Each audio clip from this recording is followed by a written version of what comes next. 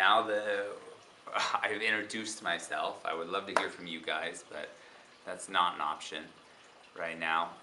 You can contact me via email anytime you want. I respond to email very quickly. I check my email probably too often every day. So 7th grade algebra is a pivotal course, and I try and stress that with the kids. And on the syllabus, I listed all of the different topics we will go over throughout the year. However, really it breaks down for me into about 3 or 4 topics. We're starting the year right now on numbers, kind of bringing in vocabulary and just getting comfortable with the language of mathematics, more than, less than, decreased, quotient, things like that.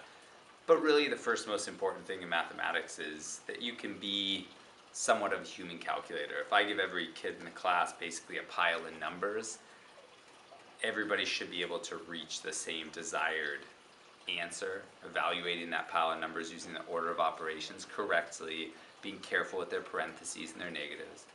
The second thing that we'll start in just about 2 weeks to 3 weeks is solving equations.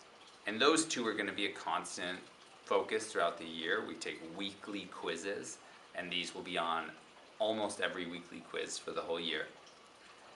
And then the third topic that we're going to focus on is graphing, especially graphing linear equations, but using what we know of graphing, t-charts, and just what a relationship, what a function is, to be able to graph unknown things, just plugging in coordinates for x and getting out coordinate pairs for x and y.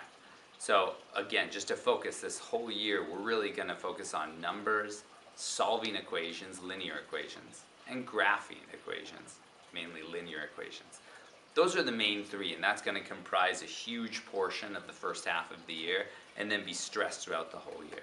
And then the fourth topic is, kind of the pinnacle of Algebra 1, and that's quadratics, and we will spend a lot of time on that. However, at the end of the year, a lot of kids don't have 100% of the quadratic formula and all the ins and outs of a parabola and shifts and so on memorized, and that's totally okay. But those first 3 things they need to take with them from Algebra 1 to Algebra 2, to geometry, to trigonometry, to AP calculus, or wherever they lead. So we will focus on those 3 things throughout the year, and then again quadratics will be the 4th one. In terms of policies in my class, there will be homework nearly every day. I won't try and overload them with 45 minutes, an hour or more. I'll let them get started in class often, and hopefully the homework is more about 20 minutes to 30 minutes. It's just more of a constant practice. In class, we will have regular quizzes and tests, usually at least once a week. And that way, I'm telling the children, this is what you need to know, and then assessing them fairly on those topics, and letting them reflect on what they do and don't know. I don't accept late homework, only because that starts a poor cycle of, well, I'll make up 2 days ago, and then I'm going to, and now I've got 3, and I'm confused. Okay? Obviously, if someone's sick or out for some reason, then they can make that up. In general, my policy is if you're out for 1 day, you have 1 extra day to make it up. If you're out for 3 from the day you get back, you have 3 extra days to make it up.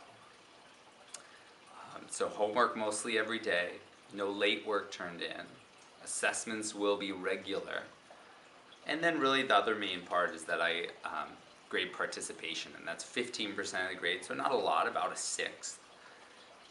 But to me it's really important. All the studies show that children who are actively engaged in the classroom learn more, take more away, and so far in my class of 10 students it has been full engagement from nearly everyone.